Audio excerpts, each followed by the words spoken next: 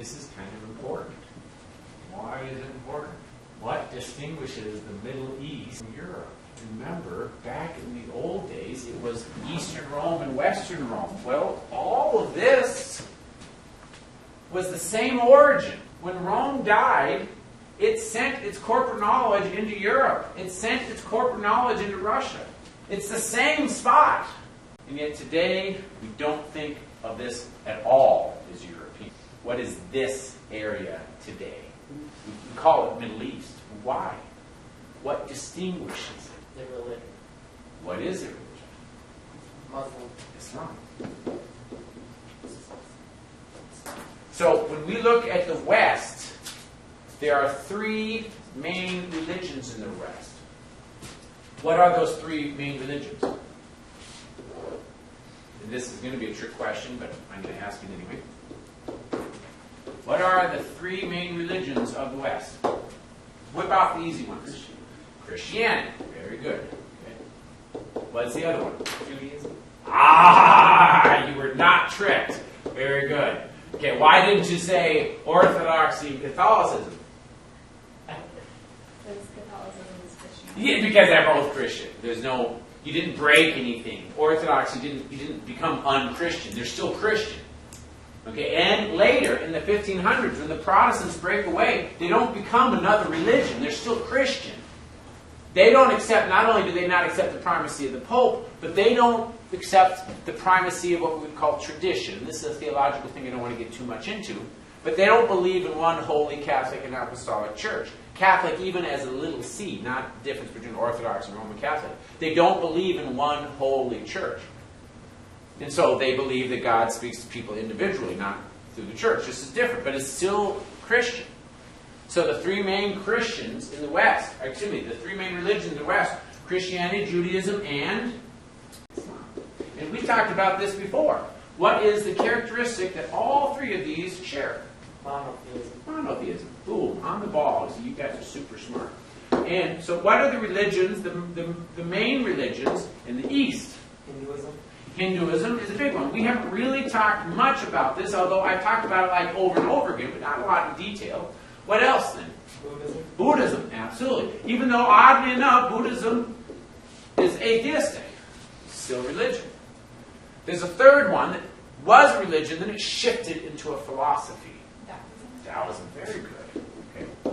And this is difficult because Taoism, because it shifted into a philosophy, because there's something else that's really kind of more descriptive than any of these things. It's another religion. Boom. On the ball. Super smart. Okay? And because none of these guys actually have a moral code that's fit in with the religion, where does the moral philosophy come from? Confucianism. Mainly in China and to the east. Okay. India would have its moral philosophy from Hinduism. But Hinduism does not go outside of India. A little bit in Southeast Asia, I shouldn't say that. But why not? Well, we'll talk about that. So your main philosophical stuff comes from Confucianism. Well, what is it that characterizes all of these guys? Polytheism. Polytheism. Okay. So when we look at this big map, and we see the division between the East and the West, polytheism, it kind of defines the East. But is there a connection between your religion and your politics? Oh yeah. Absolutely. In fact, we talked about that when we talked about Japan and China. How they approach life, science, the world, the material world, heavily influenced by their cultural beliefs, particularly their religious beliefs. What about in the West? West is monotheistic. All right? And is there a connection between the religion and politics? Of course there is. Judaism, Christianity, Islam. Where does Judaism fit in here? Is there a government of Judaism? Not since the time of Israel in Roman times. And then in 72 AD, Rome destroyed Israel. And so when did we get another Israel? 1948 with the creation of modern Israel. Right? So what happened in between? Where did the Jews go? You happen to know the term? You may not know the term. It's called diaspora. Again, you guys know your Latin. What does that mean? Just look at it. What does it look like? Diaspora. The beautiful thing about it being Latin is that almost all of our words have some connection to it. So you look at the word, you can make a pretty good guess. What's another word that seems like it in English? Disperse. Ah! That's it. Diaspora. Disperse. That's exactly what the word is. And so what happened to the Jews? They went all over the place, right? So there's Jews everywhere, but they're kind of a minority everywhere. And so we don't look and say, well, that country is defined by Judaism, because it's not there anymore. So when we define Eastern and Western Europe, it's not, Judaism doesn't have a part in it. It's whether it's Roman Catholic or Orthodox. And then what about Islam and Christianity? Are these compatible with each other? No. Yes, you can be Christian and live in an Islamic society. Yes, you can be Islamic and live in a Christian society. You cannot have both in the same government. Very difficult to have both. You can be very difficult. And so the Middle East is defined by that Islam.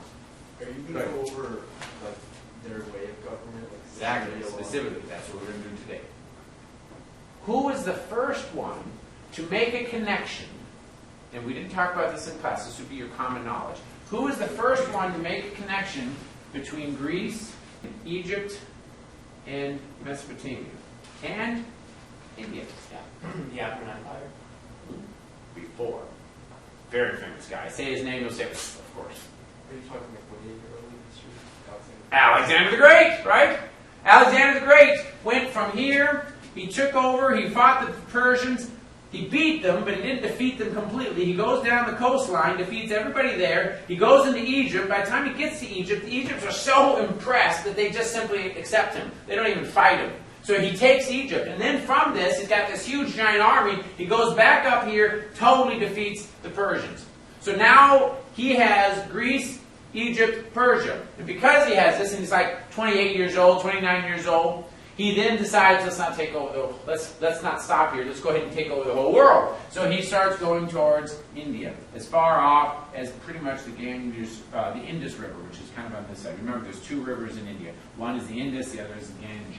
Okay, the Indus is where the old Indus civilization was, but that's not the heart of India. Where's the heart of modern-day India today? It's the Ganges. It's right over on this side. It's on the eastern side. Okay? He doesn't get that far. He comes over here, comes back. What happens when he dies? You know, he's fighting for about 13 years. He has this huge empire, largest empire the world had ever known at that point. He's dead. What happens? His empire falls apart. It does. What does it fall apart into? This makes sense, right? Wouldn't it fall apart into the regions that were there before he took them over? So you've got Egypt, of course. You've got Greece. You've got this Mesopotamia area. And then you've got this India area.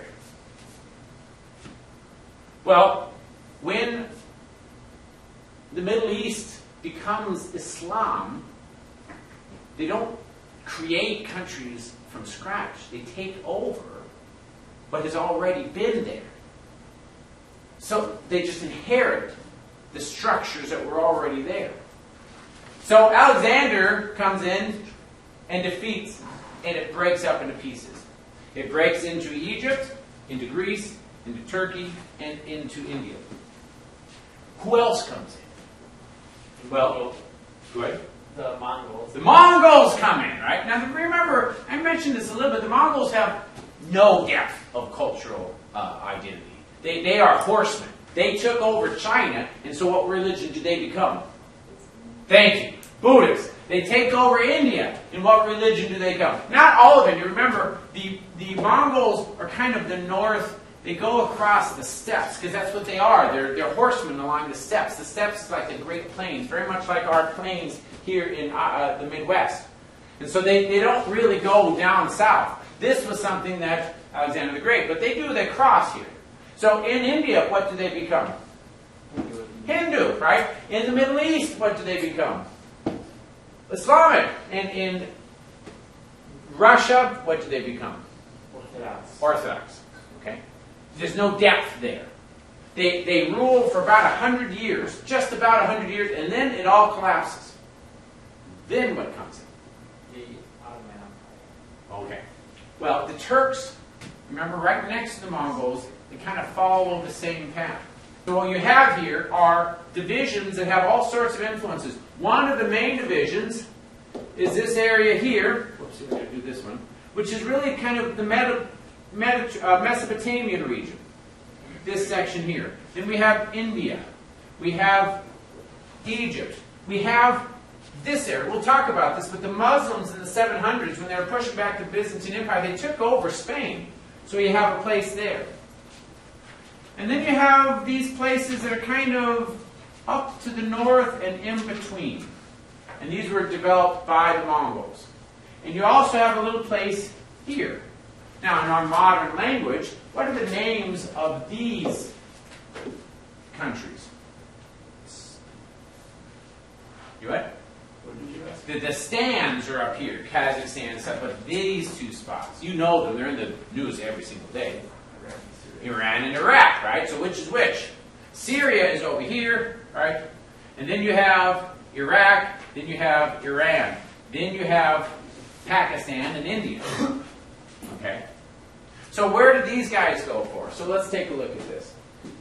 Mughals. Where are the Mughals? Very close to that, right? They're going to be here.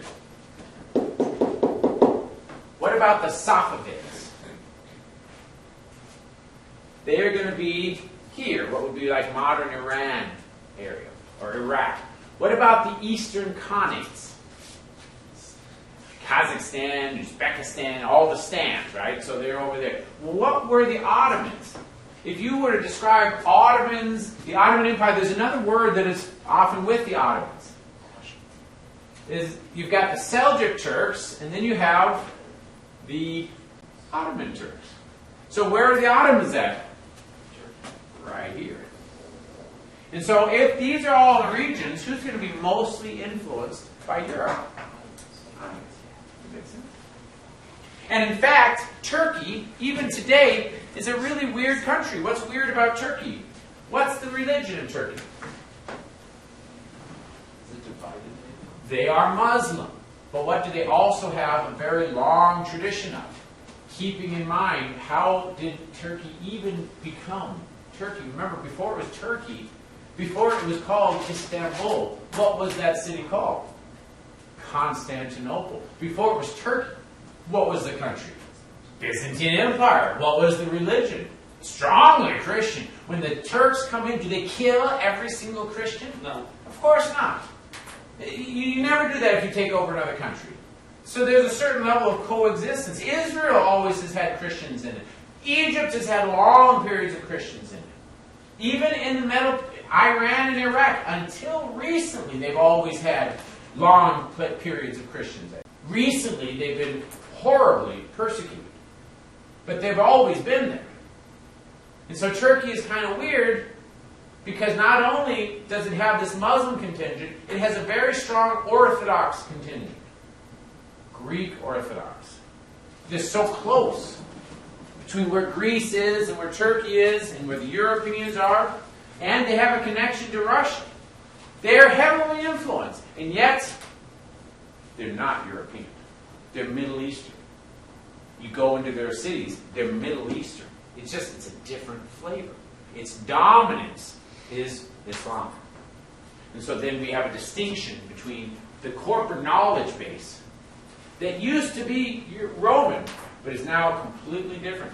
Egypt. Egypt used to be the source of our greatest library, Alexandria, right? Does it seem Roman today? No, it's not. It's very much Middle Eastern. Even Spain. I don't know if you've been to Spain, but there are parts of Spain. Some parts are very, very Catholic, very, very churches everywhere, but there's other parts that are what? Very, very kind of Middle Eastern, especially along the coast, especially on the interior. It doesn't seem as European. It's different. I'm saying this mainly to understand kind of a tonal quality between these three regions. And it has everything to do with this religious development. Okay, good, no problem.